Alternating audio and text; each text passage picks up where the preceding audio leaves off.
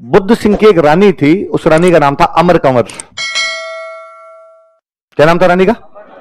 ये जयपुर में एक राजा था सवाई जयसिंह। जयपुर का राजा कौन है?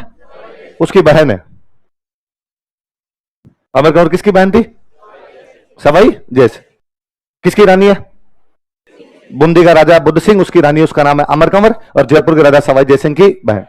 अच्छा, बुद्ध सिंह ऐसे कई रानियां और थी भाई, एक राजा के 5-7 रानियां होती, लेकिन बुद्ध सिंह के अपनी किसी भी रानी से बेटा नहीं था, किसी भी रानी से। और ये राजतंत्रों को श्राप था शायद, कोई राजाओं के बेटे नहीं होते थे।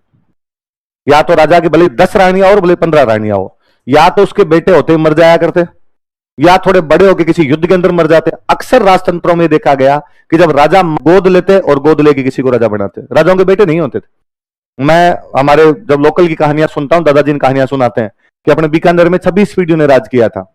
राजाओं की पीढ़ियां राज कर गई कि 13 गोद आए। 13 क्या आए थे? गोद आए थे। मुझे जयपुर वाले याद है, जयपुर वाले लास्ट 5 राजा गोद आए थे। किसी के बेटा ने फिर गोद लिया, इसके बेटा ने फिर गोद लिया, इसके बेटा ने फिर गोद लिया। लास्ट 5 पीढ़ियां लगातार गोद ली थी इन लोगों ने। तो लास्ट में जो सबसे लास्ट वाले राजा थे यहाँ पे, वो थे सवाई मान सिंह सेकंड। सवाई मान सिंह सेकंड, जिनके नाम पर अपना SMS हॉस्पिटल है, SMS स्टेडियम है। तो सवाई मान सिंह सेकंड के बेटा हुआ। तो मतलब राजा इतने राजी हुए, इतने ज्यादा राजी हुए कि होटल है रामबाग पैलेस, इस रामबाग पैलेस के अंदर पार्टी दी थी। उस पार्टी में चारों तरफ शैंपेन ही शैंपेन उछाली थी, तो पूरी शैंपेन के बुलबुले बुलबुले हो गए थे। इसलिए बेटे का नाम रखा बबल्स, कि बबल्स ही बबल्स कर दिए थे, इसलिए नाम क्या इसका। हालांकि बबल्स का वैसे नाम था Bhavani Singh, brigadier Bhavani Singh. Indian army के बड़े ऑनेस्ट ऑफिसर हुए बाद में ब्रिगेडियर भवानी सिंह, जिन्होंने 1971 की वॉर में लाहौर तक कब्जा कर लिया था। 17-18 किलोमीटर इधर तक ही रहे थे वो। कभी ये नाम सुना आपने? दिया कुमारी है ना, जो बीजेपी की नेता है, इसके पापा, इसके जो पापा थे ब्रिगेडियर भवानी सिंह थे, बाद में इंडियन आर्मी ज्वाइन कर ली थी उन्होंने। तो उनका घर का नाम बबल्स ही था। तो उनका नाम बबल्स इसलिए था क्योंकि वो 4-5 पीढ़ियों बाद में घर में कोई बेटा पैदा हुआ, इतने राजीव रॉयल फैमिली की बुलबुले बुलबुले कर दिए शैंपेन उछाल उछाल के, तो नाम ही क्या रख दिया बाद में। तो ये राजाओं के साथ कुछ था, और ये मुझे लगता है भगवान का न्याय है। भगवान नहीं चाहता कि शक्ति संतुलन एक जगह रहे, भगवान चाहता है कि शक्ति का बंटवारा रहे, पावर डिवाइड होनी चाहिए हमेशा। एक राजा बना, अब इसका बेटा है ही नहीं। अब होता क्या था, ये राजा एक राजा बना तो उसने अपने भाइयों को कुछ ही नहीं दिया। एक भाई तो बन जाता था राजा, और बाकी भाई, तेरे पास 2 गांव, तेरे पास 4 गांव, बाकी भाई बापड़े वैसे वैसे रहते, सारी की सारी पावर एक राजा के पास में आ जाती। अब भगवान ने कहा बस तू ही मजे लेगा इस पावर के, तेरे औलाद ही नहीं होगी। अब वो जो भाई जिसको तो कुछ ही नहीं समझता था, उसको बेटे को गोद लेकर राजा बनाना पड़ेगा, ताकि कम से कम ये एक भाई जो और बताइए तो मजे ले थोड़े दिन, बोले बुढ़ापे में जाके ले। तो बुद्ध सिंह के 4-5 रानियां थी, लेकिन एक भी रानी से उसके बेटा नहीं था। जो पटरानी थी, जो मुख्य रानी थी, वो कौन सी थी? किसकी बहन है? तो सवाई जयसिंह साड़ा हो गया।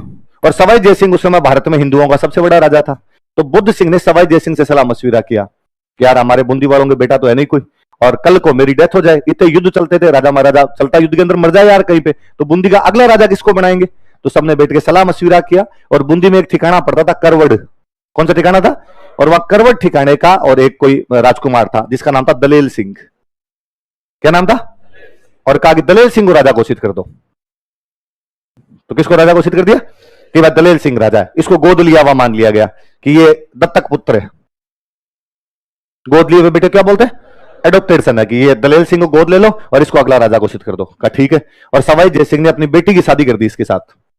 सवाई जयसिंह की बेटी थी कृष्णा कंवर।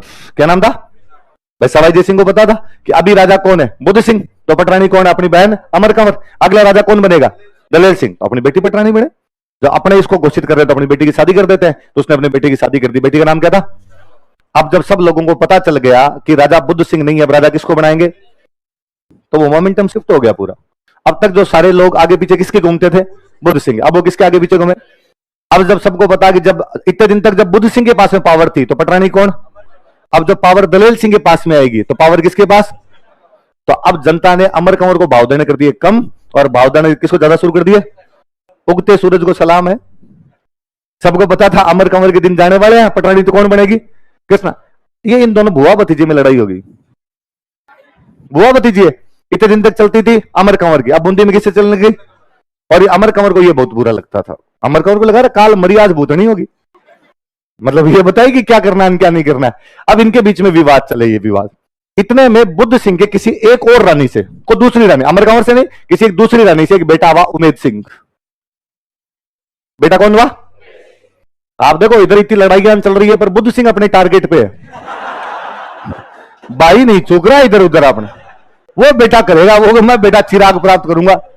तो बुद्ध सिंह के बेटा कौन सा हुआ? उमेद। अब अमर कंवर का नहीं है, और किसी रानी का बेटा है। पर जैसे उमेद सिंह हुआ और अमर कंवर ने करना शुरू किया कि पहले हमारे राजा के बेटे नहीं थे, इसलिए हम राजा किसको बनाना चाहते थे। अब जब हमारे राजा के बेटा हो गया तो हम राजा किसको बनाएंगे? सीधी सी बात है, यदि दलेल सिंह राजा नहीं बनता है तो कृष्णा कंवर पटरानी नहीं बनेगी, और कृष्णा कंवर पटरानी नहीं बनेगी तो अमर कंवर की वापस चलेगी। तो राजा किसको बना दिया जाए? उमेद सिंह। ये बात पता चली सवाई जय सिंह को कि बूंदी वाले आजकल कह रहे हैं कि हम दलेल सिंह को राजा नहीं बनाएंगे, हम राजा किसको बनाएंगे? उमेद। उसने मैं टांगे तोड़ दूंगा बूंदी वालों में।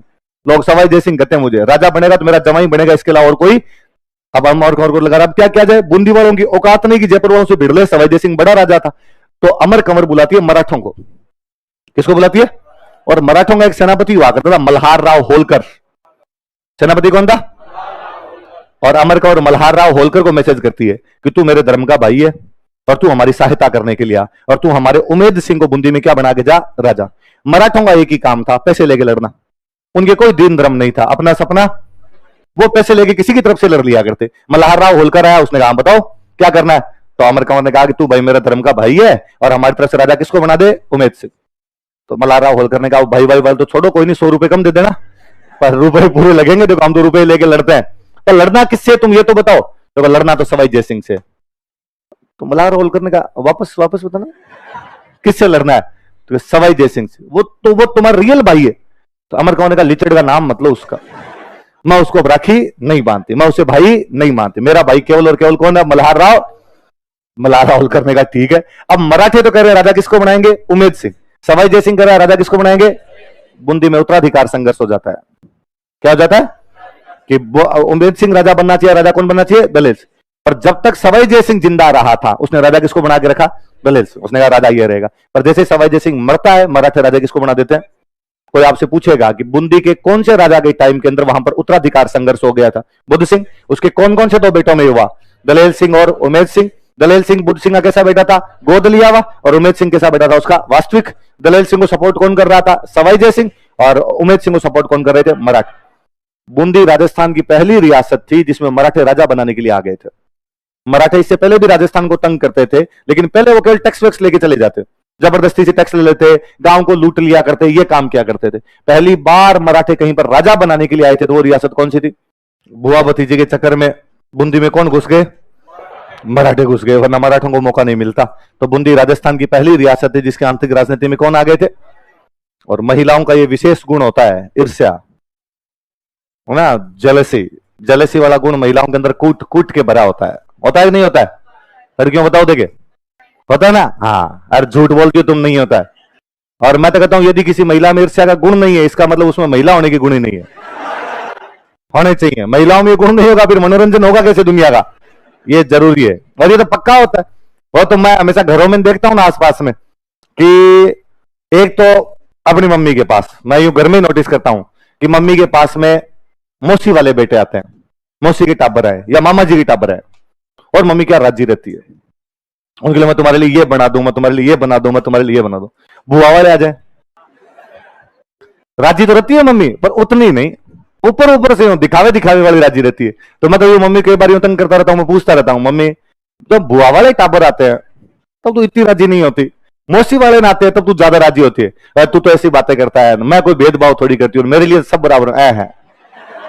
ऐसे नहीं करते, सारे बराबर तो हमें पता है। हम भी हमारी बुआ के पास जाते हैं और बुआ क्या राजी होती है? बुआ मतलब बार भाग भाग के, अरे भतीजा आया है मेरा, तू रुक जा, आज रुक जा, तू ये खा ले, तू वो खा ले, सब यूं करती है। वो ये मामी जी के पास जाते हैं, कहते आ गया बैठ जाए इधर चाय पिएगा, बनाओ रे चाय बनाओ, आ गया अभी है भाई रे। फर्क मेरे को साफ साफ दिखता है ना, तो ऐसी बातें नहीं करनी चाहिए। या मत, वो शादियों में देखता हूं कि शादियों में क्या करते हैं, आजकल के टाइम होता नहीं लोगों के पास में। पहले लोग क्या थोड़े टाइम हुआ करता था, आराम से शादी ब्याह अटेंड किया करते थे। अब टाइम होता नहीं, तो बहन बेटियां भी एकदम टाइम पे आती है ना भाई। आप हालांकि अपना कर्तव्य बनता है, घर में शादी हो तो बहन को 15 दिन पहले फोन करते हैं, भाई तेरे को तो 15 दिन पहले आना ही है। पर बहन ही कहती है उधर सामने से, नहीं मेरे तो टाबर छोटे हैं, स्कूल जाते हैं। कोई गांव में फिर वैसी बातें होती है कि मार तो गा दूध ही कौन दे मेरे बिना, गातल जैसी मारो तो भाई ठीक है, तुम्हारे गाय का दूध निकालो, तुम कब आ जाओगी? तो भाई तुम्हारे शादी है उससे 1 दिन पहले आ जाऊंगी, 2 दिन पहले बांध बैठेगा तब आ जाऊंगी वैसे। अब वो 1 दिन पहले तो आई, और इधर से जैसे ही बीननी घर के अंदर आती है, वापस सब लड़कियां तैयार हुई, अपने अटैचियां संभाल के रखती है हाथों हाथ, हम जा रही है हम जा रही हैं। तब जब रवाना होती है तो सबको कपड़े देने पड़ेंगे, उनके हस्बैंड साथ में आए हुए उनको भी कपड़े देने पड़ेंगे। तो घर वाले महा चालू होते हैं अपने इस मामले के अंदर। अब लड़कियां सारी आई हुई, चाचा जी की बेटी भी आई हुई, मामा जी वाली भी आई हुई, बुआ जी वाली आई हुई, और बातें सारे वैसे करेंगे कि बहन बेटी सारी बराबर है, कोई अंतर नहीं है, हम तो सब बुलाते हैं। हाँ ठीक है। अपने वाली भी आई हुई बाद में। अब सबको सूट देने, अब पता है कि सबको सामने दिए तो सबको एक जैसे देने पड़ेंगे, तो अपने वाली को चला के कहते हैं बाद में। बाकी सबको वहां बिठा रखा, भाइयों को बेस पकड़ा रहे हैं, उनके हस्बैंड के तिलक निकाल निकाल के किसी को सूट दे रहे हैं, किसी के रुपए पकड़ा रहे हैं। अपने वाली भी वही खड़ी है टची लेके, पर उसको घर वाले कहते हैं कि भाई एक दिन और रुकनो पड़सी, देख बीननी नई नई आई है, कल देवी देवता धोखने जाएंगे, कोई एक बहन बेटी तो साथ में रहे। वही फर्जी बातें करती है उधर से, नहीं नहीं मेरे टाइम नहीं है, मेरे सासू बीमार है, वापस जाना पड़ेगा। घर वाले कहते एक दिन तो कम से कम पार लगा हमारी तरफ से। वो फिर कहते चलो आप ज्यादा ही कह रहे हो तो मैं एक दिन रुक जाती हूँ। जानती वो भी है कि आज इनके साथ जाएंगे तो अच्छे कपड़े नहीं मिलेंगे, कल अलग से जाएंगे तो अपने क्या मिलेंगे, अच्छे। और फिर दूसरे दिन मम्मी नहीं अलग से निकाल निकाल के वो तेरे खतरी ले आया। अरे भेदभाव आप बचपन से कूट कूट के भरते हो और बाद में कहते हो भेदभाव किस बात का। पर वो ये सही है, ऐसा थोड़ा थोड़ा चलता रहना चाहिए, है ना, तो यूं जिंदगी सेट रहती है, वरना निरस्ता आ जाए यार जीवन के अंदर। तो भेदभाव, ये भेदभाव सही है। तो लड़कियों तुम भी इस भेदभाव को करना, कंटिन्यू रखना, ये भेदभाव आगे जाओ तो, है ना। तुम भी यूं पियर वालों से अलग अलग सूट लेके जाया करो, क्योंकि चाचा जी वाले तो तुम्हें सूट ढंग के देंगे नहीं, वो खुद वाले पापा ही देंगे, तो वो लेके चले जाना। तो वो अपने ये देखने को मिलता है। तो यहाँ पे सेम बात थी कि अमर कंवर और कृष्णा कंवर तो बुआ भतीजी है, उसके बावजूद इस बात पे दोनों की बंदी बंद हो गई थी कि बंदी में चल किसकी रही है। वहां पे किसकी चलने लग गई थी, कृष्णा कंवर की। और इस बात पे नाराज कौन रहोगी,